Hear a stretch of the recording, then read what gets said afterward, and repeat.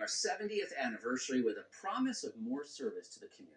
We're expanding our commitment to the Hunger Task Force, focusing on what the community needs most.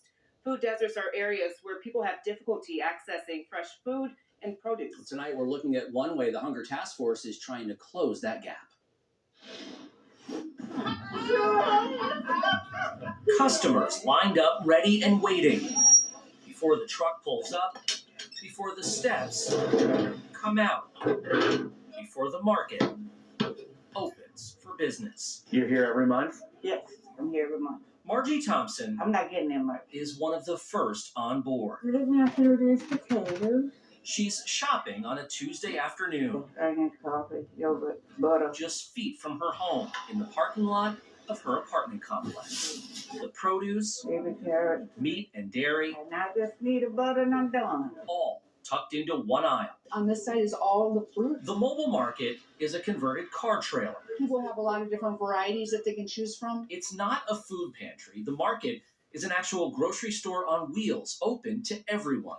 If they walked into the Piggly Wiggly in Oak Creek, this is exactly what they would find.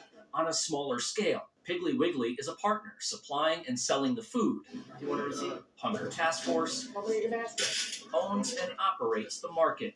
Volunteers help out. Where it stops is thought out. What we look at is that there shouldn't be a grocery store within a half mile. We do not need to compete with other grocery stores, but we want to go to neighborhoods where there is a distance that has to be traveled to get to a grocery store and where access is going to be low and the need is going to be high. The prices are discounted. Everything is half off. A federal grant helps make that possible. No cash, only food share, credit, and debit cards are accepted. Bringing the fresh fruit and the fresh vegetables to them makes a huge difference in their personal satisfaction as well as their health. Sherry Tussler with the Hunger Task Force says the mobile market has been in business nearly a decade. What we found was that there was a sweet spot in serving senior complexes and agencies that serve people with disabilities. And the common theme there is that elderly, blind, or disabled people may have a hard time getting to the store, a harder time than most people. People filled the trailer the afternoon we dropped in, the market's second stop that day.